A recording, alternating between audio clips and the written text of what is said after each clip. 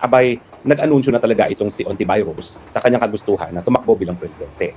Saan ba nanggagaling yung tapang ng loob nitong si Ontiveros para tumakbo ng presidente? Unang-una, tignan natin yung kanyang pagkapanalo bilang senador. Huwag natin kakalimutan na yung unang dalawang takbo ni Ontiveros, hindi siya nanalo. Bokya. Sa pangatlong taon, matapos siya maging trustee ng PhilHealth, kaya utas-usap-usapan, nakatulong talaga sa kanya ang mga resources ng PhilHealth at siya'y nanalo sa panahon na paalis na si Noynoy Aquino. So, nanalo siya na 9th place. Hindi siya top notcher. Ibig sabihin, sa third try nanalo siya pero 9th place. At yung huling eleksyon, itong 2022 elections, nanalo siya muli pero siya ay 11th place, no? Second to the last. Ang last na nanalo ay si Jinggoy. So, kung ikaw ay hindi ka naman naging top notcher sa eleksyon bilang senador, at kung ikaw, gaya ni Ontiveros, ay hindi tumataas kesa sa 1% sa lahat ng mga surveys, kahit pa yung Pulse, SWS, or even yung, ano ba, yung mga hindi kakilala, lumalabas na 1% din siya, saan kumukuha ng tapang? At saka pagmumuka itong si Ontiveros para magsabi na siya ay tatakbo bilang presidente. Well, alam niyo po, huwag kayong magtataka. Kasi si Ontiveros, matagal na pong kilala yan na talagang maka-Amerikano. Sa katunayan, yung buhay niya dyan sa kanyang party list at saka dun sa kanyang mga involvement sa NGO ay palagi po siyang kabahagi ng NGO at ng party list na sinusuportahan ng mga Amerikanong mga interes, no? At syempre, kaibigan din niya yung mga kilala nating mga mayayamang Amerikano na talagang sinusuportahan ng mga dilawan.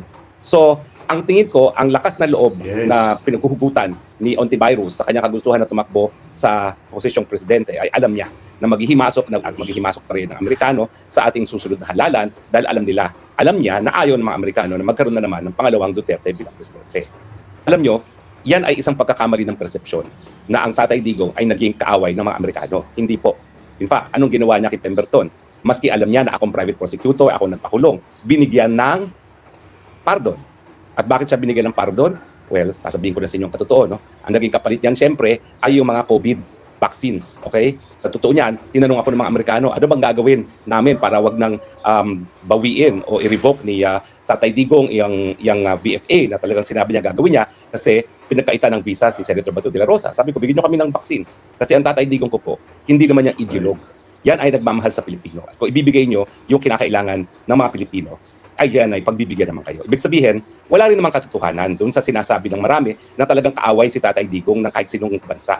Sa totoo lang, nung siya ay nagpatupad ng independent foreign policy, gusto niya maging kaibigan ng lahat at hindi maging kaaway ng kahit sino man, kasama na dyan ng mga Amerikano. Totoo po na sinasabi niya yung totoong kasaysayan ng Pilipinas. Ang paglabanan ng Pilipinas at Amerikano ay isa sa pinakamadugong labanan sa buong daigdig. At ito nga ay isa rin sa gera na kung saan ang mga Amerikano ay kinilala bilang talaga namang lumabag doon sa batas na umiiral kapag mayroong digmaan dahil pinatay nila mga inosenteng sibilyano. At yan ay hindi nakakalimutan ni Tatay Digong bilang isang Pilipino.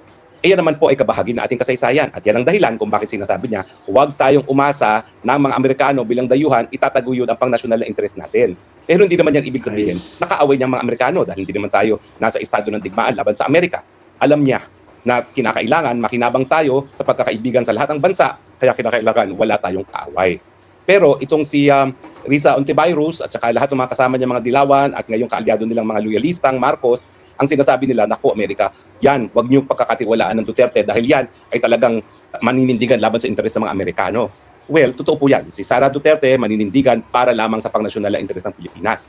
Pero kung meron naman tayong mga common interest na pwedeng itaguyod, sa tingin ko, hindi po magiging hadlang si Inday Sara Duterte. Sa katunayan naman, no, tingnan natin itong sinasabi nilang Pax Silica, no, yung napakalaking investment para sa mga semiconductors na gagamitin ng mga Amerikano. Well, totoo po na yan ay kabahagi ng defense policy ng Amerika.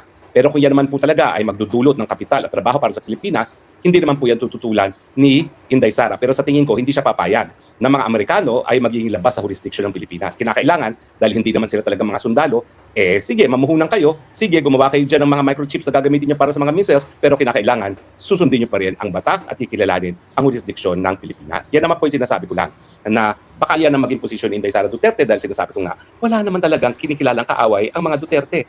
Kung saan makikinabang ang Pilipino, doon ang mga Duterte. Kaya nga po, perfect example dyan, miski alam niya na yung presyensya ni Pemberton sa Pilipinas ay labag sa kalayaan ng bansa dahil yung BFA na yan ay talaga namang lumalabag sa ating soberenya dahil yan ay pinagbabawal ating saligang batas, pinatawad pa niya ang Pemberton kapalit nga ng mga bakuna, no, na kinakailangan ng mga Pilipino. At sa tingin ko, ganyan din ang gagawin ni Inday Sara Duterte. Pero pagdating kay antivirus, talagang ang sulsul nila, huwag kayong magtiwala sa mga Duterte. Tignan yung lingwahe niyan. Yan ay kakampi sa China. Eh bakit? Ano ba ginagawa ng Amerikano ngayon? Di ba si Trump, ilang beses nang nakipagkita kay Xi, 2 beses na, at palagi silang nag-uusap para lalo pang mapalapit at maging mas mainit ang pagkakaibigan ng China at ng China.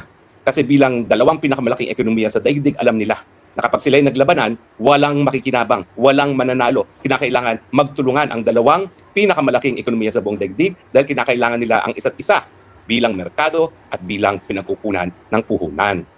So sa akin, naniniwala lang si antivirus na makukonvince niya mga Amerikano na ang magtataguyod talaga ng pang-Amerikanong interest ay si antivirus. Well, totoo po yan. Huwag niyong asahan si Inday Sara na magtaguyod ng pang-nasyonal ang interest ng mga Amerikano kung hindi naman makikinabang ang Pilipinas. At isang prueba sa ganitong magiging pulisiya na Inday Sara Duterte ay itong gera sa pinag-aawayan ng gera pagdating sa Taiwan. Walang pang-nasyonal na interest ang Pilipinas dyan sa Taiwan. In fact, pati mga Amerikano, kinikilala naman nila na ang Taiwan ay kabahagi ng China sa ilalim ng One China policy na sinimulan ni Richard Nixon. So, bakit tayo makikialam dyan? Bakit natin pagagamit ang ating mga base militar para maging forward-launching mga bases ng mga Amerikano kung sila makagera sa China? At bakit tayo makikipagera sa China sa mga bato-bato? Alam naman natin na ang China ngayon ay pangalawa ng pinakamayamang bansa sa daigdig at dapat ang tinututukan natin, paano tayo bilang karatig bansa ng China makikinabang sa bagong kayamanan ng China? May pambili na sila ng ating mga produkto, whether be it pagkain o kung anuman, damit, kaya nilang bilhin yan dahil sa kanilang bilyong-bilyong mga populasyon. At meron silang pambili. So, ibig sabihin yan, mas sisigla mga negosyo sa Pilipinas, mas maraming trabaho sa Pilipinas. At syempre, pagdating sa turismo, tignan nyo na lang. Ang number 1 turista sa Thailand na meron 30 million tourists a year ay mga Chino. Tayo, wala pang 300,000 ang galing sa China. Samantalang, bilyong-bilyong mga Chino ang merong sapat na salapi para maggala-gala sa Pilipinas. At di hamak naman, laking ganda naman ng Pilipinas kaysa sa Thailand kung tayo ay pinag-igilang natin ang relasyon natin sa China. So yan po ang dahilan kung bakit si antivirus malakas ang loob. Malakas ang kanyang akog, makapal ang kanyang muka para sabihin na siya lang ang pwede magtaguyod ng pang-national interest ng Amerika. Totoo po yun.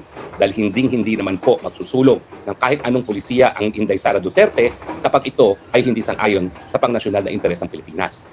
Ang hanapin na lang natin ay yung mga bagay-bagay kung saan magtutugma ang pang-national interest ng Pilipinas at ng China. So pero wag po kayo magkakamali Talagang sa kasaysayan ng mundo, naghihimasok ang mga Amerikano, lalong-lalo na pagdating sa issue ng kung sinong mamumuno. Ginawa na po nila yan sa Nicaragua at iba pang mga bansa sa Latin America at gagawin pa rin po nila yan. Lalong-lalo na ang importansya ng Pilipinas sa kanila habang hindi pa natatapos ang usapin na posibleng gera sa China ay magkaroon ng unsinkable warship.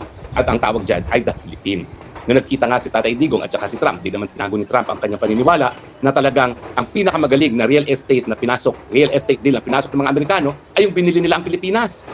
Kaya naman, hindi nila tinatago kung bakit nila tayo binili sa Espanya. Dahil tayo talaga ang gateway to Asia, lalong-lalo na sa China na alam nila ay importante dahil ito ay magiging pinakamalaking merkado. At ngayon, bagamat hindi nila inaakala, pinakamalaking pinagkukunan din nila ng kapital at pinakamalaking nagpautang sa kanila. Dahil ngayon po, ang pinakamalaking nihawak ng US debt instruments at ng dolyares pa rin ay ang China. Kapag yan ay biglang inunload ng China, magkakagulo po ekonomiya ng Amerika. So, yan po ang dahilan. Kaya kung bakit si antivirus, 1% lang sa survey, ang kapal ng pamumuka na kanyang pinipresenta ang kanyang sarili para maging presidente. Dahil sa kanyang track record na siya lang ang magiging napaka-matagumpay na magsulong ng pang-nasyonal na interest ng mga Amerikano, maski itong mga interest nito ay taliwas sa interest ng mga Pilipino. Kung kayo may ganyang loyalty sa mga dayuhan na alam natin naghihimasok sa ating politika, hindi ba kayo magnanasa na maging presidente rin? Well, good luck. Pero at the same time, ang aking sinasabi sa ating mga kakamping, mag-isip na muna kayo unang-una. Saan kayo talaga papanik? Diyan sa mga gaya ni antivirus na lumuhod dati sa mga Duterte para manalo sa senador, bilang senador. Diyan kayo ba papanik sa mga kakamping na mga nagkakain-suka na dati-dati sinusuka si Marcos, ngayon iniidolo? Or kakampi kayo sa mga Duterte na bagamat kinulong at inaapi, naninindigan pa rin para sa sambayanang Pilipino?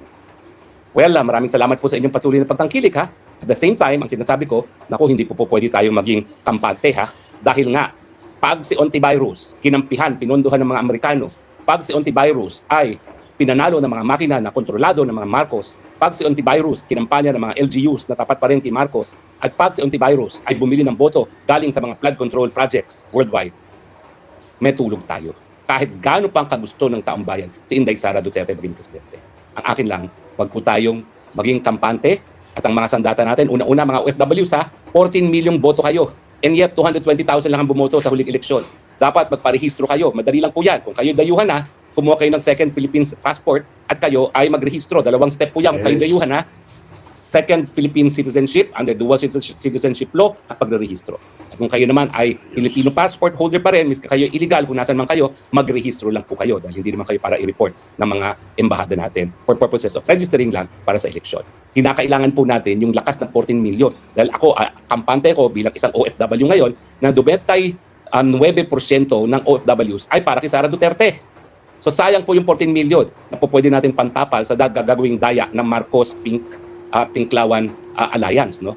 So yun po. At syempre, lahat tayong mga DDS, tutukan din po natin ang Balance Luzon kung saan ang bakbakan ay talagang mangyayari.